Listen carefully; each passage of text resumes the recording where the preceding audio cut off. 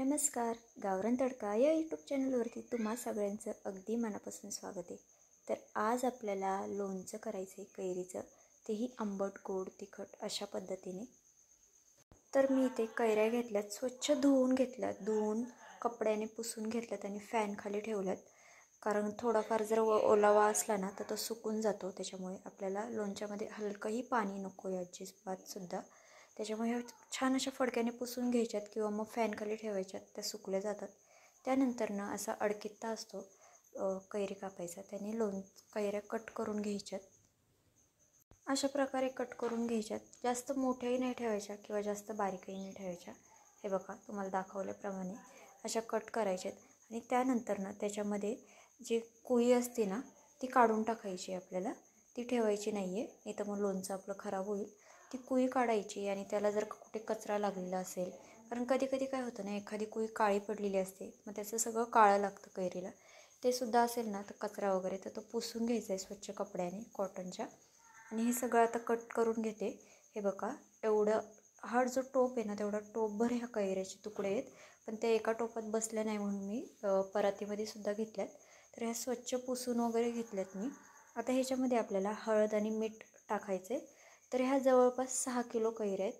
तर त्या 6 किलो कैऱ्यांसाठी मी इथं अर्धा किलो मीठ घेतले, हे टाकणार आहे. दोन्ही ह्याच्यात टाकायचे, अर्धा किलो मीठ आणि त्यानंतर ना हळद टाकायची आपल्याला. दोन्ही ह्याच्यामध्ये हळद आणि मीठ टाकून घ्यायचे आणि सगळीकडे लागेल असं हे छान असं मिक्स करून घ्यायचे.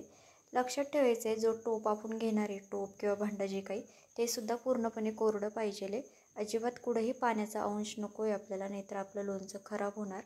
आणि तुम्ही जर चमच्याने हलवणार असाल तर तो चमचासुद्धा पूर्णपणे कोरडा करून घ्या कपड्याने. आणि नाही तर मग अशा प्रकारे हलवलं तरीसुद्धा सगळीकडे लागू शकतं हे. तर बघा मी दोन्ही भांड्यातलं सगळ्याला हळद आणि मीठ लावून घेतले, पाहू शकता तुम्ही. तर आता हे आपल्याला कॉटनच्या कपडा टाकायचा ह्याच्यावर किंवा मग एखादा झाकण ठेवायचं आहे.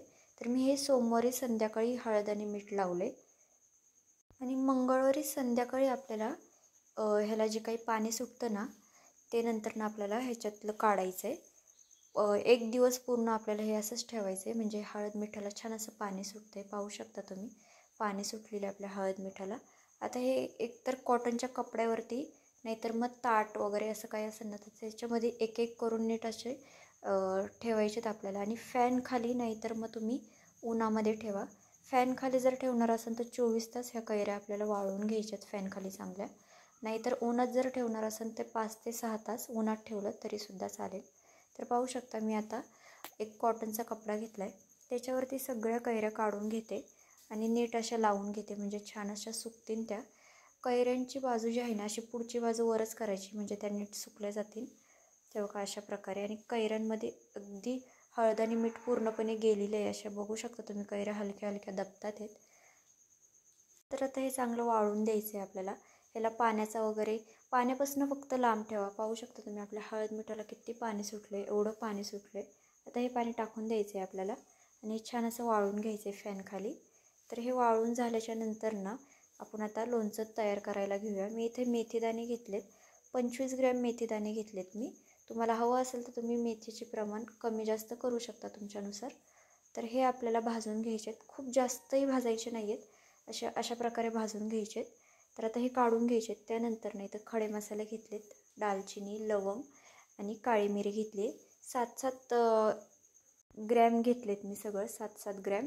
त्यानंतर ना बडीशोप घेतली, बडीशोप 2 चमचे घेतली पोह्यांची, ती आपल्या अंदाजे घ्यायची. आणि हे सुद्धा आपल्याला छान असं भाजून घ्यायचं आहे, म्हणजे त्याचा वास जो असतो ना खूप छान येतो. हे बघा अशा प्रकारे भाजून घ्यायचं आहे. आता हे काढून घेते मी एका भांड्यामध्ये.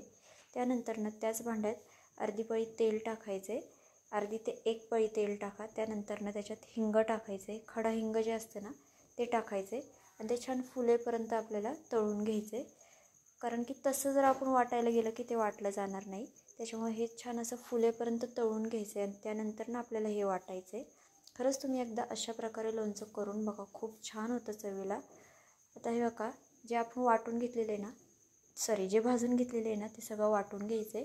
पहिले तर मेथीदाणे भाजून वाटून घ्यायचेत, कारण की ते जास्त आपल्याला बारीक वाटायचे नाही आहेत. जास्त जर बारीक वाटले ना तर आपल्या लोणच्याला कडवटपणा येईल, त्याच्यामध्ये हलके असे दरदरे वाटून घ्यायचे आणि जो काही आपण खडा मसाला हिंग घेतलं होतं ना ते सुद्धा आपल्याला छान असं वाटून घ्यायचं आहे.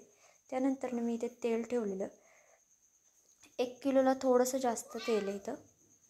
तेल छान गरम करून घ्यायचं आहे वाफ निघेपर्यंत. त्यानंतर गॅस बंद करायचा आहे. गॅस बंद केल्याच्या नंतर 2 ते 3 मिनटं आपल्याला तेल जरा नॉर्मल करून घ्यायचे. त्यानंतर ह्याच्यात मोहरीची डाळ टाकायची. तर मी इथे 300 ग्रॅम मोहरीची डाळ घेतली. तुम्हाला हवं असेल तर तुम्ही मोहरीची डाळ कमी जास्त करू शकता. त्यानंतर वाटलेली आपण जी मेथी होती ना ती घ्यायची आणि त्यानंतर जे खडे मसाले आहेत ते टाकायचे आणि हे मिक्स करून घ्यायचे. स्टेप बाय स्टेप टाकायचे, सगळं एकदम टाकून मग मिक्स करू नका, नाहीतर मग त्याच्या गाठी होतील. त्यानंतर लोणचं मसाला घेतला आहे मी. तर लोणच्या मसाल्याचं 1 पॅकेट घेतलं आहे, पूर्ण 100 ग्रॅमचं 1 पॅकेट आहे, ते टाकले मी इथे. तुम्हाला जर हवं असेल तर तुम्ही थोडंसं जास्त वाढवला मसाला तरीसुद्धा चालेल, पण हे प्रमाण अगदी बरोबर आहे. मसाला टाकल्याच्या नंतर पुन्हा आपल्याला एकदा हे मिक्स करून घ्यायचे. त्यानंतर इथं मी कश्मीरी तिखा लाल घेतलं आहे. तो तिखटही असतो आणि रंगसुद्धा येतो. तुमच्याकडे जर घरगुती मिरची पावडर असेल तिखट फक्त, जर ती टाकली तरीसुद्धा चालेल. ती मी इथे जे पाकिट भेटतात ना मोठे, त्याच्यातले 1.5 पॅकेट मी ह्याच्यामध्ये टाकले. तर ते सुद्धा आपल्याला छान असं मिक्स करून घ्यायचे. त्यानंतर हळद घेतली आहे मी, परत हळद टाकायची. आपण आधीसुद्धा हळद टाकलेली आहे, पण नंतर त्या हळदीला पाणी झाल्याच्या नंतर ते हळदीचं पाणी आपण फेकून दिलं, त्याच्यामुळे पुन्हा हळद टाकायची आपल्याला ह्याच्यामध्ये. हळद तुम्ही तुमच्या अंदाजे कमी जास्त करू शकता. आणि त्यानंतर मीठ टाकायचे, चवीनुसार मीठ टाकायचं आहे आपल्याला.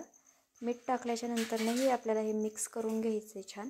खरंच तुम्ही एकदा हे लोणचं करून बघा, खूप छान होतं. आंबट गोड तिखट असं लागतं, चवीला अप्रतिम होतं. आणि लोणचं हे एका दिवसात होत नाही, त्याच्यामुळे एका दिवसात करायला जाऊ नका. लोणचं तुमचं टिकणार नाही वर्षभर. 2 ते 3 वर्ष हे लोणचं टिकतं, अजिबात खराब होत नाही. तर आपल्याला आता हे छान असं थंड करून घ्यायचे, पूर्ण थंड करून घ्यायचे. 2 ते 3 तास थंड व्हायला लागतात ह्याला, घाई करू नका. थोडं जरी कोमट असलं तरीसुद्धा ह्या लोणच्याच्या फोडी, ज्या कैरीच्या फोडी आहेत त्याच्यामध्ये टाकू नका, नाहीतर मग तुमचं लोणचं 5 ते 6 महिनेसुद्धा टिकणार नाही, लगेच खराब होईल. त्याच्यामुळं पूर्णपणे थंड होऊ द्या. 2 ते 3 तास लागतील ह्याला थंड व्हायला, तर थंड झाल्याशिवाय टाकू नका. तर आता हे तेल पूर्ण थंड झालेलं आहे. त्यानंतर मी आता ह्याच्यामध्ये टाकून घेते. आणि चॅनलवरती जे कोणी नवीन असेल त्यांनी प्लीज एक सबस्क्राईब नक्की करा. आणि तुम्हाला माझी लोणच्याची रेसिपी कशी वाटली मला हे कमेंट करूनसुद्धा नक्की सांगा. तुम्ही नक्की एकदा ही रेसिपी करून बघा, खूप छान होते चवीला, खूप म्हणजे खूप छान होते. घरात सगळ्यांना आवडेल, त्याच्यामुळे नक्की करून बघा. तर आता हे छान असं मिक्स करून घ्यायचं आहे आपल्याला. खूप असं जास्त डवचायचं नाही आहे हे. एकतर तुम्ही असं टोप हलवून जरी मिक्स केलं तरीसुद्धा चालेल, पण अंगावरती उडेल, त्याच्यामुळे चमच्याच्या साहाय्यानेच मिक्स करा. हे पूर्णपणे मिक्स करून घ्यायचं आहे अशा प्रकारे. आणि हे मिक्स केल्याच्या नंतर आपल्याला ह्याच्यामध्ये गूळ टाकायचं आहे. तर मी इथं गूळ टाकणार आहे, तुम्ही गुळाच्या ऐवजी साखर टाकली तरीसुद्धा चालेल. आणि पाहू शकता आपल्या लोणच्याला रंगसुद्धा किती छान आलेला आहे. आत्ताच असं वाटतं की आत्ताच खावं, पण हे 8 ते 15 दिवस मुरवत ठेवायचे, मगच खायचे. तसं खायला घेऊ नका, नाहीतर मग चव लागणार नाही लोणच्याची. तर आता हे छान असं मिक्स करून झालेलं आहे, पाहू शकता तुम्ही. तर आता ह्याच्यामध्ये आपल्याला गूळ टाकून घ्यायचं आहे. आणि तुम्ही लोणच्यासाठी एकतर काचेची बरणी वापरा, नाहीतर मग प्लॅस्टिकची बरणी वापरा, नाहीतर मग जे चिनी मातीची बरणी असते ना ती वापरा. स्टीलचं वगैरे भांडं वापरू नका, नाहीतर मग स्टीलचं भांडंही खराब होईल आणि तुमचं लोणचंही खराब होईल. स्टीलच्या भांड्याने लोणचंसुद्धा खराब होतं, टिकत नाही जास्त दिवस. आणि बरणी घेताना सुद्धा स्वच्छ धुवून पुसून उन्हामध्ये वाळून घ्यायची, तशी घेऊ नका, नाहीतर मग फॅन खाली ठेवा. ऊन जर नसेल तुमच्या इथं तर, पण पूर्णपणे कोरडी पाहिजे बरणी. आणि मग हे जे आपण मिक्स केलं आहे ना लोणचं वगैरे सगळं, मग त्याच्यामध्ये टाकायचं आहे. तर मी ते आपल्या इथं लोणचं 6 किलो लोणचं आहे, त्याला मी जवळपास 1 किलो गूळ टाकलेला आहे, फोडून टाकला आहे पूर्णपणे गूळ. तुम्हाला जर पूर्ण फोडायचं नसेल तर असे मोठे मोठे तुकडे करून जरी ठेवले तरीसुद्धा ते वितळले जातील. आणि तुम्हाला जर गुळाच्या ऐवजी साखर टाकायची असेल ती टाकली तरीसुद्धा चालेल, नाहीतर मग दोन्ही मिक्स टाकलं तरीसुद्धा चालेल. तर हे बघा आपलं लोणचं आता झालेलं आहे, छान पूर्णपणे मिक्स केलं आहे. तर तुम्हाला ही माझी लोणच्याची रेसिपी कशी वाटली मला हे नक्की कमेंट करून सांगा. आणि चॅनलवरती जे कोणी नवीन असेल त्यांनी प्लीज सबस्क्राईब करा. चला तर भेटूया आपण नवीन रेसिपीसोबत. तोपर्यंत बाय बाय.